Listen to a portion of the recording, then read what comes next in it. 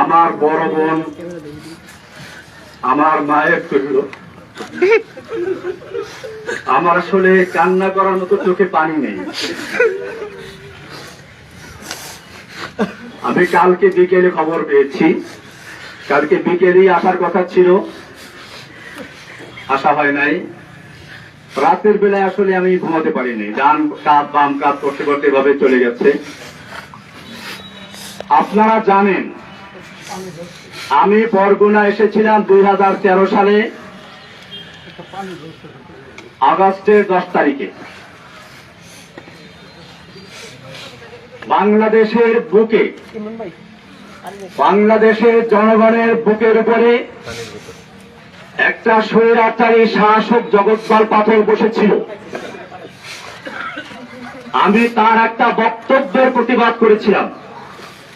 সে বক্তব্য দিয়েছিল, মা দুর্গা দেবী প্রতি বছর কোন না কোন বাহনে চড়ে আসে, এবার এসেছে গজে চড়ে, আর গজে চড়ে আসলে দেশে ফসলে ভরে যায়। আর বাস্তবে তাই হয়েছে, এবার ফসল বেশি হয়েছে।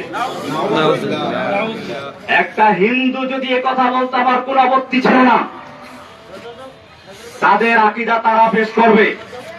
বাংলাদেশের 18 কোটি মুসলমানের নেত্রী এই দেশে বসে যে আকীদা পোষণ করেছে, আমি বলেছিলাম মক্কার আবু জাহেল আবুল হাবস আকীদার চেয়ে ভালো ছিল। মক্কার আবু জাহেল বিশ্বাস করত, কোরআনে স্পষ্ট বলেছে, ওয়ালাইন সালতাহুম মান খালাকাস সামাওয়াতি ওয়াল আরদ।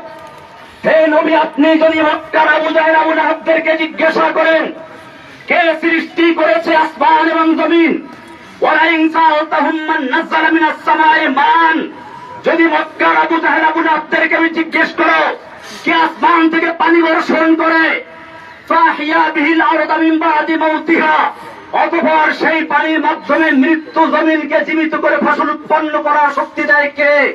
আল্লাহ বলছেন লা ইয়াকুলুন্নাল্লাহ, মক্কার কাফেররা অবশ্যই বলবে যে আল্লাহ এগুলো সব করেন। যেখানে মক্কার আবু জাহেল আবু লাহাবরা পর্যন্ত বিশ্বাস করত বৃষ্টি দেওয়ার মালিক আল্লাহ, রিজিক দেওয়ার মালিক আল্লাহ, সেখানে বাংলাদেশের মুসলমান দেশের প্রধানমন্ত্রী বলেছিল মা দুর্গা দেবী গজে চলে আসে বলে ফসল বেশি হয়েছে। আমি তার প্রতিবাদ করেছিলাম, তার হিংসার কারণে আমাকে গ্রেফতার করেছিল। আপনারা জানেন আবার জামিন হয়েছিল। আমাকে হাইকোর্ট থেকে জামিন দিয়েছে, কিন্তু হাসিনার কোর্ট আমাকে জামিন দেয় নাই। আমাকে জেল গেট থেকে নিয়ে 2 দিন রেখে আবার গ্রেফতার করে ভিতরে দিয়ে দেয়। এখন আমি সেই মামলায় কারারুদ্ধ আছি। ভাইয়েরা আমার, আপনারা জানেন আমি ঈদের সময় বাড়িতে বেড়াতে এসেছিলাম। আমি কোন দল করি না, আমার প্রত্যেকটা লেখা এবং বক্তব্যে বলা আছে আমি একজন মুসলিম। কোরআন আমার পরিচয় দিয়েছে, হুয়া সাম্মাকুমুল মুসলিমিন। আমি সেই মুসলিম পরিচয় দিয়ে চলেছি। আমার নামে একটা দল তৈরি করে কখনো বলা হয় আমি নাকি আধ্যাত্মিক নেতা, কখনো গুরু, কখনো প্রধান, কখনো আরো কি। সাংবাদিক ভাইদেরকে আমি জিজ্ঞেস বলতে চাই, আপনারা ভালো করে দেখুন, জসিমউদ্দিন রহমানী গ্রেফতার হওয়ার আগ পর্যন্ত আনসারুল্লাহ বাংলা টিম নামে কোন দলের নাম কোনো কানেও শুনে নাই। আমি চ্যালেঞ্জ করে বলি, বাংলাদেশে আনসারুল্লাহ বাংলা টিম নামে কোন দল নাই। এটা শেখ হাসিনার তৈরি করা। আপনারা জানেন সূরা কসাসের শুরুতে পড়বেন, কোরআন বলছে ফেরাউন সম্পর্কে আলোচনা। সেখানে বলেছে ফেরাউন কি করত, ওয়াজআলা আহলাহা শিয়া, ফেরাউন তার জাতিকে বিভিন্ন দলে দলে বিভক্ত করত। ইয়াস্তাযইফু তাইফাতাম মিনহুম, তাদের একটা গ্রুপকে সে দুর্বল করে রাখত।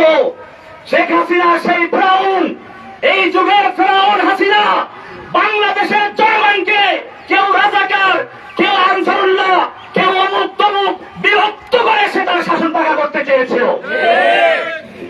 আপনারা জানেন এই সর্বশেষ যে আন্দোলন, এই এটা কোনো দলের আন্দোলন ছিল না, এটা ছিল বাংলাদেশের ইতিহাসে এমন এক আন্দোলন যেখানে হিন্দু, মুসলিম, বৌদ্ধ, খ্রিস্টান, ছাত্র, মাদ্রাসা ছাত্র, আলিয়া, কওমিয়া, ডানপন্থী, বামপন্থী কোনো ভেদাভেদ ছিল না, সব একাকার হয়ে ময়দানে অবতীর্ণ হয়েছিল।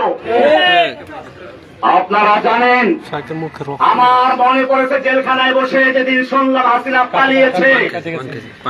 আলাম তারা কাইফা ফাআলা রাব্বুকা বিআসহাবিল ফিল, আল্লাহ বলছেন আপনি কি দেখেন নাই হাতি বাহিনীর সাথে আল্লাহ কি আচরণ করেছিলেন? হাতি বাহিনী হাসিনা নামাতে চেয়েছিল, সাজু আজান নামিয়ে দিয়েছিল। আল্লাহ বলছেন আলাম ইয়াজআল কাইদাহুম ফি তাদলিল, তার এই জঙ্গি জঙ্গি খেলার চক্রান্ত আল্লাহ কি ব্যর্থ করে দেন নাই?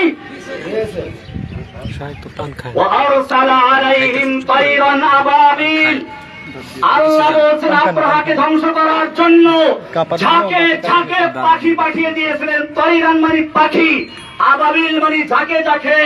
আমার দেশে বলা হয় আবাবিল পাখি। আমি তখন মনে করলাম এই প্রাইমারি স্কুলের ছাত্র, হাই স্কুলের ছাত্র, নাবালক শিশু পর্যন্ত যখন ময়দানে ঝাঁপিয়ে পড়েছে, এটা আল্লাহ দেওয়া সেই আবাবিল পাখি চলে এসেছে। হাসিনার কোনো ক্ষমতা ছিল না মোকাবেলা করার মতো। আমি ধন্যবাদ জানাই বাংলাদেশের সেনাবাহিনীকে সময় মতো পদক্ষেপ নেওয়ার জন্য, যে তারা কোন দলের আনুগত্য না করে বাংলাদেশের জনগণের পাশে দাঁড়িয়েছিল। আমি বাংলাদেশের পুলিশ ভাইদেরকে বলবো, আপনাদেরকে জোর করে ব্যবহার করেছে আমরা জানি, আপনাদের দোষ না।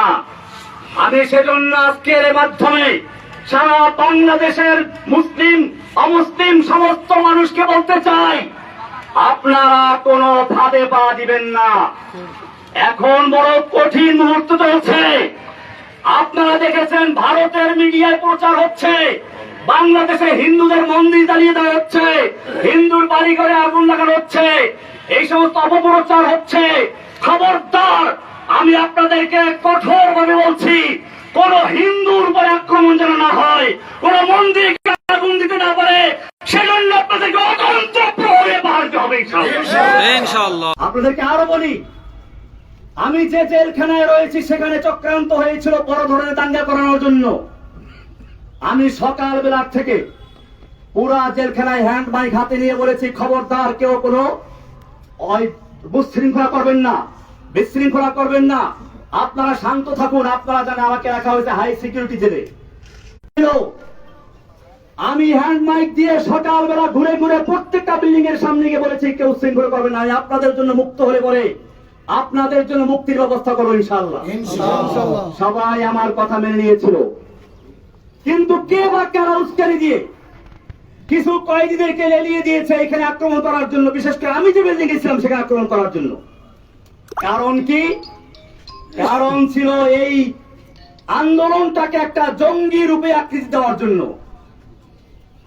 আমি গোয়েন্দা বিভাগের ভাইদেরকে বলবো, ঢাকার high security, Kashimpur high security জেলে পরিবেশ শান্ত হওয়ার পরে এই কয়েদিদেরকে লেলিয়ে দিয়েছিল কারা হাজতের উপরে।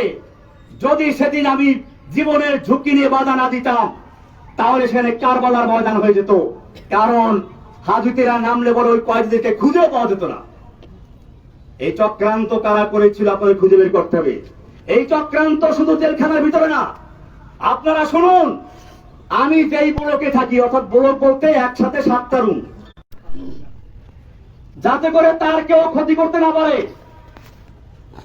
আমাকে হাসিনা সরকার তার ব্যক্তিগত আক্রোশের কারণে সারা বাংলাদেশে নয় সারা বিশ্বে আমাকে জঙ্গি বলে চিহ্নিত করে একেবারে প্রচার করেছে। আমি আপনাদেরকে, সাংবাদিক ভাইদেরকে বলতে চাই, বাংলাদেশে আমি যখন বরগুনা এসেছিলাম, গ্রেপ্তার বরগুনাতে হয়েছিলাম, আমি বরগুনার বড় মসজিদ, কেন্দ্রীয় মসজিদ সদরঘাট, এই সদরঘাট মসজিদের খতিব ছিলাম। শুক্রবার দিন, জুমার দিন, ঈদের মতো, লোকসভার মতো বরগুনার কোন লোকে বলতে পারবে আমি কোন জঙ্গি জঙ্গি কর্মকাণ্ডের সাথে জড়িত ছিলাম? তাহলে আমাকে কেন এই পরিচয় করানো হলো? কারা করিয়েছে? আল্লাহ তারা ছাড়ে না। ইন্না বাতশা রাব্বিকা লাশাদীদ, যেই অহংকারী, যেই ফিরআউন, যেই দাজ্জাল কয়েকদিন আগেও বলেছিল হাসিনা পালায় না, সে ব্যক্তি পালিয়ে গেছে। এটা আল্লাহর দেওয়া শিক্ষা। आए हसीना आए कौआ आए नानक आए जालिम जाबिर सुल्तान आए जितने जितने शैतान आए सबको हुई रुसवाई हासिल जाअल हक्कु व ज़ाक़ल बातिल इन्नल बातिला काना ज़हूक़ा। যুগে যুগে যত ফিরআউন দুনিয়ার আগমন করেছে, আল্লাহ একটু ঢিল দিয়ে দেখে কত দূর যেতে পারে। যখন তার যাওয়ার সীমানা অতিক্রম করে আল্লাহ এমন ভাবে ধরে, তখন তার পালিয়ে যাওয়ার জায়গা থাকে না। ইন্না বাতশা রাব্বিকা লাশাদীদ, নিশ্চয় আল্লাহ ধরা বড় কঠিন। ভাইরা আমার, আমি অনেক কথা বলে ফেলেছি, আমার সর্বশেষ কথা এটাই, এই যে বিজয়টা হয়েছে, এই যে বাংলাদেশের স্বাধীনতা অর্জন হয়েছে নতুন করে, এই স্বাধীনতা অর্জনে যে সকল ছাত্র ভাইয়েরা, বিশেষ করে আবু সাইদ, সেই রংপুরের আবু সাইদ, যে ব্যক্তি নিজের বুকটাকে টান করে দিয়ে গুলির সামনে নিজেকে পেশ করে দিয়েছিল, আমার মনে পড়লো সেই ইংরেজ তার ইতিহাস। দারুল উলুম দেওবন্দের শাইখুল হাদিস হোসাইন আল-বাদানী রাহমাতুল্লাহি আলাইহি একবার ইংরেজের বিরুদ্ধে আন্দোলনে এক ময়দানে ভাষণ দেওয়ার কথা ছিল। দিল্লি লাল কেল্লার সামনে ইংরেজ সরকার ঘোষণা করেছিল দেখা মাত্র গুলি করতে হবে। মাওলানা মাদানী রাহমাতুল্লাহি আলাইহি সেই ইংরেজদের সামনে গিয়ে হাজির হয়ে বলেছিলেন, मैंने सुना है कि ये सफेद कुत्तों ने ऐलान कर दिया है कि जो उनके खिलाफ नारा लगाएगा उनको गुली कर दिया जाएगा, करो गुली। যে আমি শুনেছি এই সাদা কুকুরের দল ঘোষণা করেছে যে ব্যক্তি এখানে বক্তব্য রাখবে তাকে গুলি করা হবে। আমি মাদানী হাজির হয়েছি, করো গুলি। এই বলে যখন তিনি ধিক্কার দিয়েছিলেন, সমস্ত পুলিশের হাতের রাইফেল গুলো ঝরঝর করে পড়ে গিয়েছিল।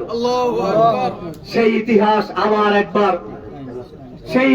আর একবার পুনরুজ্জীবিত করল আবু সাইদ, ফারহান ফাইয়াজ, এরকম আরো কত তাহমিদ, আরো কত ছেলেরা।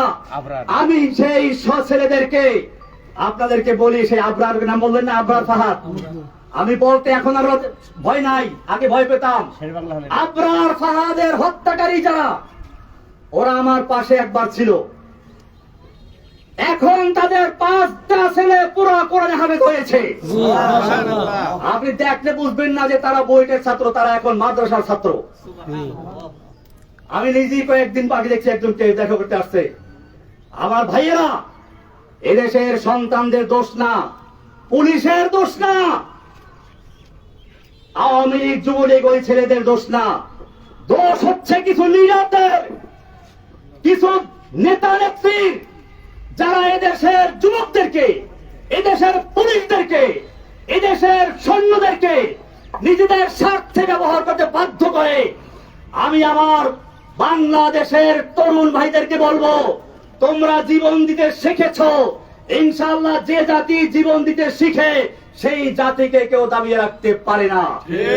সব গুরিজা হো গিয়া আখির, सब गुरीजा हो गया आखिर जलवाए खुर्शीद से ई चमन मामूर होगा नगमाए तौहीद से।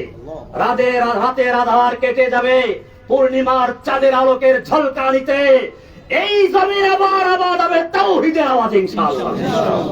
ভাইয়েরা আমার, আমি আপনাদের কাছে দোয়া চাই, আল্লাহ যেন আমাকে এবং আমার সঙ্গে আরো যে ভাইয়েরা আছে সকল ভাইদের মুক্তি আল্লাহ তাআলা ত্বরান্বিত করেন। জোরে বলুন আমিন।